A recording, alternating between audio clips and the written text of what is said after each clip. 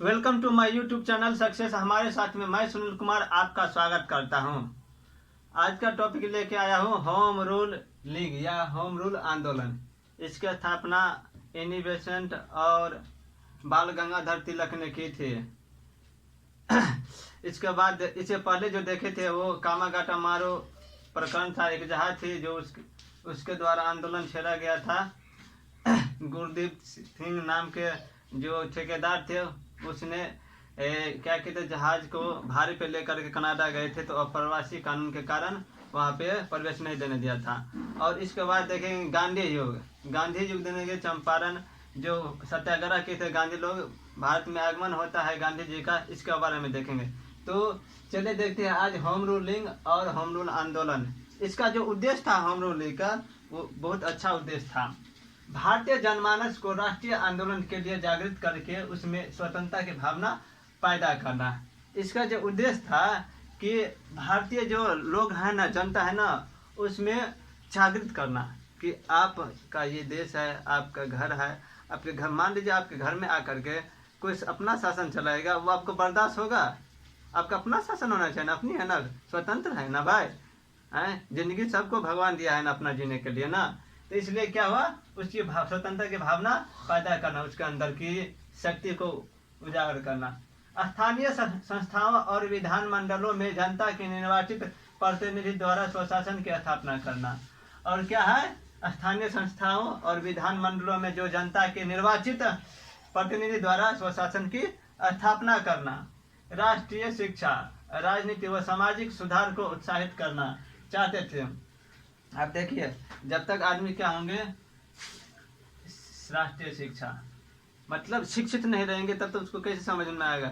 जैसे पत्रकारिता के माध्यम से जो कोई भी न्यूज होगा, समाचार होगा कि क्या हो रहा है नहीं हो रहा है, अब पढ़े लिखे नहीं रहे तो कैसे जानिएगा कि क्या हो रहा है नहीं हो रहा है, क्या करना चाहिए नहीं करना चाहिए। अब दूसरे के बातों में बहक जाइएगा, गलत तरफ लेके चला जाएगा। इसलिए राष्ट्रीय शिक्षा, राजनीति व सामाजिक सुधार, समाज में सुधार को उत्साहित करना चाहते थे। आयरलैंड उपनिवेश की तरह स्वशासन की स्थापना करना चाहते थे, क्योंकि एनी बेसेंट थी ना, वो आयरलैंड के थे, इसलिए आयरलैंड के उपनिवेश की तरह स्वशासन की स्थापना करना चाहते थे। होम रूल लीग के संस्थापक एनी बेसेंट और बाल गंगाधर तिलक थे। ये दोनों थे। पहले तो बाल गंगाधर तिलक ने स्थापना की, इसके बाद एनी बेसेंट ने भी स्थापना की। दोनों मिलकर कार्य कर रहे थे इस पे। एनी तिलक द्वारा होम रूल लीग की स्थापना अप्रैल 1916 में किया गया था। कब किया था? अप्रैल 1916 में हुई थी। तिलक द्वारा, बाल गंगाधर तिलक द्वारा होम रूल लीग की स्थापना। और एनी बेसेंट द्वारा होम रूल लीग की स्थापना सितंबर 1916 में, ये अप्रैल में, सितंबर 1916 में हुई थी की थी।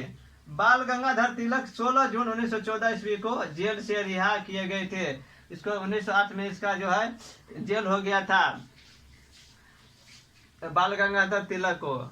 इसी कारण वो अपनी पत्नी को भी नहीं देख पाए थे, शहादत नहीं दे पाए थे। उसकी पत्नी मरी थी तो 6 वर्ष की कारावास दे दिए थे 1908 में।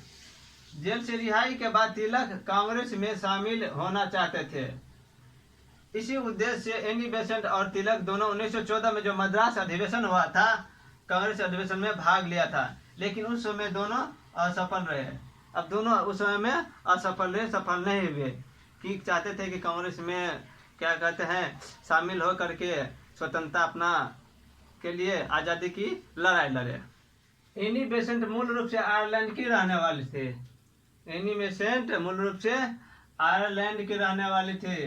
मैडम सावेस्की की पुस्तक सेक्रेट डॉक्ट्रिन का अध्ययन कर थियोसॉफी की ओर रुझान किया था। अब क्या किए, ये पुस्तक थे जो सावेस्की की सेक्रेट डॉक्ट्रिन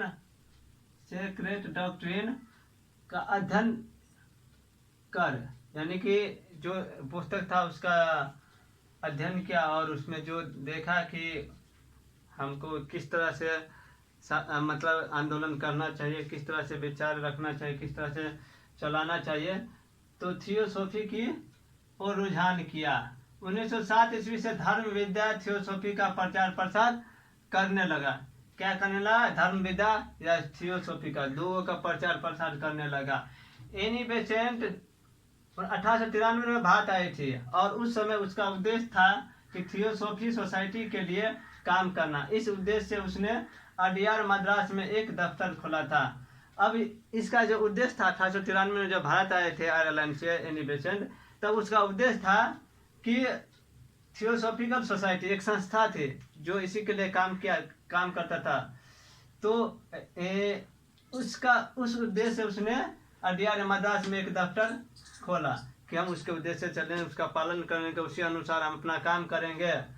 1914 ईस्वी में आयरलैंड की होम रूल लीग की तरफ से भारत में भी स्वशासन की मांग को लेकर आंदोलन चलाने की योजना बनाए। अब आयरलैंड का था, आयरलैंड में भी होम रूल लीग था, उसी की तरफ से भारत में भी स्वशासन की मांग को लेकर आंदोलन चलाने की योजना बनाए कि उसका जो मांग था आयरलैंड में भी क्या कहते विदेशी शासन था, तो वह भी होम रूल चल रहा था। उसी के अनुसार जो है यहाँ पे भी स्वशासन का मतलब होता है स्वयं पर शासन करने वाला, स्वयं का शासन, स्वतंत्र रूप से शासन करने वाला, अपना शासन, स्वशासन का मतलब होता है। तो इसी के आंदोलन चलाने की योजना बनाई। कांग्रेस और ग्रामपंथियों को साथ लेकर इस आंदोलन को चलाने की जरूरत महसूस की। अब देखिए, दो हाथ है, एक दायां है एक बायां है, जरूरत दोनों हाथ का पड़ता है ना, कभी खाने के लिए, कभी लिखने के लिए, कभी धोने के लिए, मतलब बहुत सारा। आप मान ले कोई भी भारी चीज उठाना हो तो एक हाथ से नहीं उठेगा तो दोनों हाथ पकड़िएगा ना। इसी अनुसार ग्राम दल और नरम दल, ग्राम दल क्या करेता, तो उगाहित होकर के उसको मनाता कि नहीं तुम नरम दल से बातचीत करो। नरम दल बातचीत मतलब क्या करते हैं, अनशन करके, आंदोलन करके, आमरण अनशन करके जो है ना उसको बातचीत करता। और उग्रवादी नेता जो ग्राम दल थे वो घूसा लाटू नहीं करेगा। तो ऐसी बात जैसे भगत सिंह थे, वो क्या किए, मजबूर करते थे अंग्रेजों को बात करने के लिए, गांधी जी से, कांग्रेसों से। इस तरह से दोनों महसूस किया कि नहीं दोनों रहेगा तभी ना, दोनों हाथ में पांचों अंगली रहेगा तभी ना मुठ बना, तब फाइटिंग करेंगे, मार करेंगे, चोट पड़ेगा। इसी उद्देश्य से 1914 के कांग्रेस अधिवेशन में भाग ली थी, लेकिन दोनों असफल रहे थे, दोनों सफल नहीं हुए। एनी बेसेंट और तिलक ने अपने बल पर राजनीतिक आंदोलन चलाने का फैसला किया। अब क्या करेगा, सफल हुआ नहीं हुआ तो दोनों अपने ही बल पर राजनीतिक चलाएगा, दोनों राजनीतिक आंदोलन चलाने का फैसला किया। 1915 ईस्वी के शुरू में एनी बेसेंट ने 2 अखबारों न्यू इंडिया दैनिक और कॉमनवेल्थ साप्ताहिक के माध्यम से आंदोलन छेड़ दिया। जो न्यू इंडिया अखबार था और कॉमनवेल्थ, ये दोनों अखबार प्रकाशित किया था जो एनी बेसेंट की थी। क्वेश्चन पूछ भी सकता है कि न्यू इंडिया समाचार पत्र किसने प्रकाशित किया था, कॉमनवेल्थ क्या थे वो किसने प्रकाशित किया था, कॉमनवेल्थ साप्ताहिक प्रचार समाचार पत्र, तो ये क्वेश्चन आ सकता है। एनी बेसेंट द्वारा अन्य समाचार पत्रिका इंडिया अ नेशन और दूसरा how India rough for freedom थे। न्यू इंडिया और कॉमनवेल्थ के अलावा एनी बेसेंट द्वारा इंडिया अ नेशन और दूसरा how India rough for freedom थे। जॉर्ज अरुंडेल एनी बेसेंट के लीग के सचिव थे। जॉर्ज अरुंडेल एनी बेसेंट के लीग के सचिव थे। बीसी रामास्वामी अय्यर, VP वाडियार आदि एनी बेसेंट के सहयोगी थे। जो होम रूल लीग चला रहे थे उसमें ये लोग सहयोग करते थे, सहायता करते थे। VP वाडिया कोषाध्यक्ष है, क्या थे, VP वाडिया कोषाध्यक्ष थे। गोपाल कृष्ण गोखले द्वारा स्थापित सर्वेंट ऑफ इंडिया सोसाइटी नामक संस्था के सदस्यों को लीग में प्रवेश की अनुमति नहीं दी गई थी। अब जो गोपाल कृष्ण गोखले थे वो सर्वेंट इंडिया और सोसाइटी की नामक संस्था चला रहे थे, उसके सदस्य जो थे, उस संस्था के सदस्य थे, वो होम रूल लीग में प्रवेश की अनुमति नहीं थी, उसको प्रवेश नहीं किया जाएगा, इसका सदस्य नहीं बनाने की अनुमति थी। बाल गंगाधर तिलक और एनी बेसेंट दोनों अपने अपने कार्य क्षेत्र का चुनाव किया। अब पूरे देश में एक साथ तो नहीं कर सकते, दोनों अपना अपना क्षेत्र अलग अलग कर लिए। जैसे आप क्या कहते हैं, कोई भी कार्य करते हैं तो बड़ा कार्य है तो अकेले आप, जैसे है इस बुक, कोई भी बुक हो उसको एक साथ नहीं पढ़ सकते पूरा, अब आधा आधा करके पढ़िएगा तो आसान होगा पढ़ने में, चैप्टर वाइज कीजिएगा तो और भी आसान होगा। इसलिए क्या किए, दोनों आदमी अपना अलग अलग बांट ले जगह, जिसका प्रभाव से ज्यादा जहाँ जहाँ था वो अपना छान लिया। तिलक का कार्यक्षेत्र कर्नाटक, महाराष्ट्र, मध्य प्रदेश और बम्बई को छोड़कर पूरा महाराष्ट्र था। बम्बई नहीं था, बम्बई था एनी बेसेंट में, बम्बई को छोड़कर पूरा महाराष्ट्र है। कर्नाटक, महाराष्ट्र, मध्य प्रदेश यानी कि बम्बई को छोड़कर पूरा महाराष्ट्र से। एनी बेसेंट का कार्यक्षेत्र, तिलक के कार्यक्षेत्र को छोड़कर पूरा भारत है। अब कर्नाटक, महाराष्ट्र, मध्य प्रदेश को छोड़ करके पूरा भारत पे इसके क्या थे, तो एनी बेसेंट अपना जमाए हुए थे कार्यक्षेत्र था। तिलक ने होम रूल लीग बनाने की घोषणा बेलगांव में हुए प्रांतीय सम्मेलन में ही किया था। तिलक ने होम रूल लीग बनाने की घोषणा बेलगांव में हुए प्रांतीय सम्मेलन में ही किया था। तिलक ने अपनी समाचार पत्र मराठा केसरी के द्वारा इसका प्रचार प्रसार किया। छुआछूत उन्मूलन के लिए आयोजित एक सम्मेलन में तिलक ने कहा था, यदि भगवान भी छुआछूत को बर्दाश्त करे तो मैं भगवान को नहीं मानूंगा। अब ये तो है सब तरह के सब तरह तबके के आदमी है, तो क्या करेगा। छुआछूत आप बर्दाश्त नहीं कीजिए, तो सबका अपना अपना विचार है। लेकिन जब भी देखिए क्वेश्चन आ सकता है, मराठा पत्र केसरी किसका प्रकाशित है, किसका समाचार पता है, तो बाल गंगाधर तिलक का पूछा जाता है क्वेश्चन। होम रूल लीग की मांग पूरी तरह धर्मनिरपेक्षता पर आधारित थी। होम रूल लीग की जो मांग थी वो सभी धर्मों को लेकर, यानी कि धर्मनिरपेक्षता सभी को लेकर था, सभी जनमानस को लेकर था। धर्म विभेद नहीं था कि नहीं इसी धर्म से इसी धर्म से, वो सभी को लेकर चलते थे। तिलक का कहना था कि अंग्रेज से विरोध का कारण यह नहीं है कि किसी दूसरे धर्म के अनुयायियों से नहीं, बल्कि इसलिए इसका विरोध करते थे क्योंकि भारतीय जनता के हित में कोई काम नहीं कर रहे हैं। अब बताइए, नहीं बोले कि तिलक का कहना था कि अंग्रेज से विरोध इसलिए नहीं है कि किसी धर्म को लेकर के, इसका विरोध किसी मतलब क्या कहते हैं सम्मान मतलब किसी और के लेकर, जैसे हिंदू मुस्लिम ईसाई एक सभी के लिए इस कि अंग्रेज है ना वो जनता के लिए काम नहीं कर रहे, अच्छा से काम नहीं कर रहे हैं, विकास नहीं कर रहे, वो है मतलब दबा करके रखते हैं, जनता के हित में कोई काम नहीं कर रहे हैं, विरोध कर रहे हैं, मारते पीटे हैं, जबरदस्ती काम नहीं थे, जो मन होता है वो करते हैं, उसको लेकर थे, किसी धर्म को लेकर नहीं थे।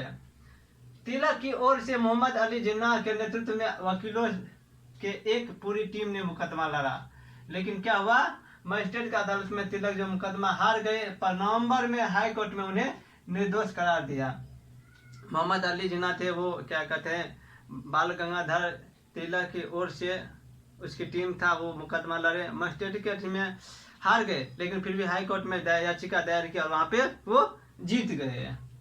आंदोलन के दौरान तिलक को गिरफ्तार किए जाने और आजाद करने के बाद गांधी के यंग इंडिया अखबार ने लिखा, यह अभिव्यक्ति की आजादी की बहुत बड़ी जीत है। अब देखिए, आंदोलन के दौरान जो तिलक को गिरफ्तार किए जाने और आजाद करने के बाद गांधी के यंग इंडिया ने लिखा कि ये एक अभिव्यक्ति की लड़ाई है, ये बहुत बड़ी जीत है। आंदोलन का तो बहुत बड़े नेता तुमसे क्या हुआ, बहुत प्रभावित हुए जनता कि ये अच्छा नेता है, ये लड़ाई लड़ रहे हैं जनता के जनमानस के हित के लिए, ये बहुत बड़ी जीत है कि आलोचना करते हुए विद्रोह करते हुए भी ये है ना मुकदमा लड़े और जीत गए, क्योंकि मैं अपने के लिए लड़ रहा हूँ, किसी या जनता के लिए लड़ रहा हूँ, अपनी स्वतंत्रता के लिए लड़ रहा हूँ, किसी और के लिए नहीं लड़ रहा हूँ। तिलक ने इसका भरपूर फायदा उठाया और 1917 तक अपने समर्थकों की संख्या 14,000 कर लिया। अब तिलक ने क्या किया, इसका लोकप्रियता, इसको लोकप्रिय हो गया, मानने लगे लोग, इस लोकप्रियता का फायदा उठाकर क्या किए, वो समर्थकों की संख्या 14,000 कर लिया, 14,000 कर लिया, 14,000। सदस्य बनाने के मामले में तिलक एनी बेसेंट से आगे थे। जवाहरलाल नेहरू, भी चक्रवर्ती और जे बनर्जी एनी बेसेंट के लीग के सदस्य थे। होम रूल लीग के मौन आंदोलन से सरकार परेशान हो गई, इसलिए उसे दमन करने का रास्ता अपनाया। अब देखिए पॉपुलर हो गए, लोकप्रिय हो गए, प्रभाव मतलब कि सरकार पर ज्यादा ही दबाव बनने लगा, तो दबाव बनने लगा तो क्या करेंगे, अंतिम में वो क्या करेंगे, उसको दमन करने की कोशिश करे, खत्म करने की कोशिश करे। एनी बेसेंट और तिलक के समाचार पत्रों पर लोग लगा दिया गया। अब दमन कैसे करेगा, ये तो लोग विचारवादी थे, विचारधारा के आदमी थे, विचार प्रकट करते, विचार के थ्रू आंदोलन करते थे। तो क्या किए, तिलक एनी बेसेंट और तिलक के जो समाचार पत्र प्रकाशित करते थे, उसमें जो लेख लिखते थे, कविता लिखते थे, क्या कहते हैं अंग्रेजों के खिलाफ जो लिखते थे उसको क्या किया, बंद कर लिया गया। जून 1917 ईस्वी में एनी बेसेंट, जॉर्ज अरुंडेल और भाटिया को गिरफ्तार कर लिया गया। अब क्या किए, 1917 में Annie Besant, George Arundale, Bhatia को क्या किए, गिरफ्तार कर दिया। गिरफ्तारी के विरोध में सुब्रमण्यम अय्यर हुड की उपाधि त्याग दी। 1917 ईस्वी में ही तिलक इंग्लैंड चले गए। वैलेंटाइन शिरोल ने तिलक को अशांति का जनक कहा था। अब देखिए क्वेश्चन पूछता रहता है कि बाल गंगाधर तिलक को किसने अशांति का जनक कहा, तो कौन कहा, वैलेंटाइन शिरोल ने तिलक को अशांति का जनक कहा था। इसलिए तिलक ने इस पर मानहानि का केस कर दिया था। इसी मुकदमों के सिलसिले में तिलक इंग्लैंड गए थे। 20 अगस्त 1917 में सरकार ने एक घोषणा पेश किया जिसे मॉन्टेगू घोषणा के नाम से जाने जाते हैं। इस घोषणा में भारत में उत्तरदायी सरकार की घोषणा की बात शामिल की गई थी। अब देखिए तिलक इंग्लैंड चले गए, जो उसे मुकदमा चल रहा था, मानहानि का जो केस किया था, वैलेंटाइन शिरोल ने उसे अशांति का जनक कहा था, तो इंग्लैंड में जाकर के केस लड़ना पड़ेगा। वो इंग्लैंड चले गए। इसी बीच क्या किया, सरकार ने एक घोषणा पेश किया जिसे मॉन्टेगू, ये क्वेश्चन पूछता रहता है कि मॉन्टेगू घोषणा के नाम से जाना जाता है, वो कब किया था। इस घोषणा में भारत में उत्तरदायी सरकार की घोषणा की बात शामिल की थी। उत्तरदायी सरकार की स्थापना से तात्पर्य यह है कि भारतीयों को प्रशासन के प्रत्येक क्षेत्र में ज्यादा से ज्यादा मौका दिया जाना और स्थानीय संस्थाओं का क्रमिक रूप से विकास करना। अब देखिए उत्तरदायी सरकार का मतलब है, उत्तरदायी सरकार का मतलब है कि भारतीयों को प्रशासन के प्रत्येक क्षेत्र में, जो भी क्षेत्र है प्रशासन के, उसके प्रत्येक क्षेत्र में ज्यादा से ज्यादा भारतीयों को मौका दिया जाना और स्थानीय संस्थाओं का क्रमिक रूप से विकास करना। जो स्थानीय संस्था है उसका क्रमिक रूप से विकास करना, जिसे भारतीय उसमें शामिल हो, विकास करें। मॉन्टेगू घोषणा को उत्तरदायी नेताओं ने मैग्ना कार्टा की संज्ञा दी। अब देखिए मॉन्टेगू घोषणा को उत्तरदायी नेताओं ने क्या किया, मैग्ना कार्टा कहा। किस लिए मैग्ना कार्टा कहा, इसलिए कि उससे फायदा होता था, उसमें शामिल किया गया, जो प्रशासन है उसमें भारतीयों को भी शामिल किया गया, इसने मैग्ना कार्टा कहा। मॉन्टेगू घोषणा के साथ ही होम रूल आंदोलन कमजोर पड़ गया। अब देखिए जब भी ये मॉन्टेगू घोषणा किया तो मतलब क्या कहते हैं, भारतीयों को भी मौका मिलने लगा, प्रशासन में कार्य करने लगा, इससे मतलब यहाँ के जो जनता उसको फायदा होने लगा, तो आंदोलन क्यों करेगा। इसलिए यह है कि मॉन्टेगू घोषणा के साथ ही होम रूल आंदोलन क्या हो गया, कमजोर पड़ गया।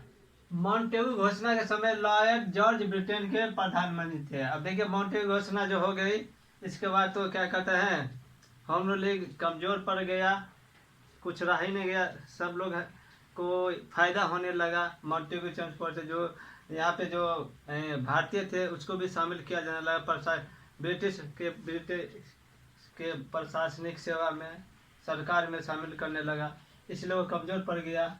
1916 में कांग्रेस अधिवेशन में भाग लेने के लिए लखनऊ जाने वाली ट्रेन को कांग्रेस स्पेशल और होम रूल स्पेशल नाम से ट्रेन नाम दिया गया था।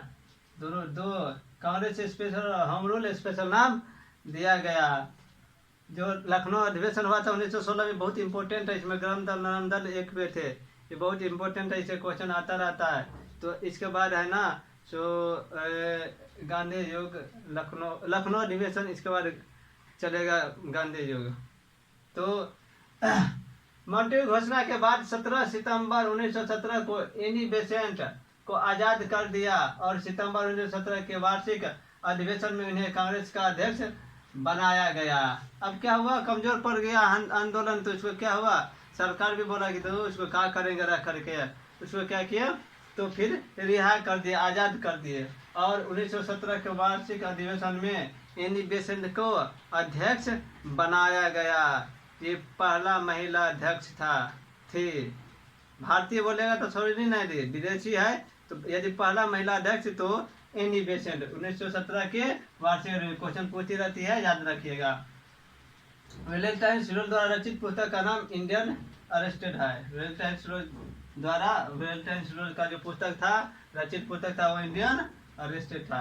तो जितना भी इम्पोर्टेंट था, होम रूल लीग, बाल गंगाधर तिलक, एनी बेसेंट से संबंधित जो था वो इम्पोर्टेंट पॉइंट जो एग्जाम में आते ही आते हैं, ये पूछते ही यहाँ से क्वेश्चन आता है, बहुत इम्पोर्टेंट है। तो आप लोगों को ये वीडियो कैसा लगा तो लाइक कमेंट शेयर कीजिए, और दोस्तों को भी शेयर कीजिए, बोलिए सब्सक्राइब करने के लिए, उसको भी फायदा हो जाए, इससे किसी का भला हो जाए तो क्या किसी का जाता है। तब तक के लिए आप लोगों को बहुत बहुत धन्यवाद। नमस्कार, जय हिंद, जय भारत। अगले वीडियो में मिलेंगे। जय हिंद।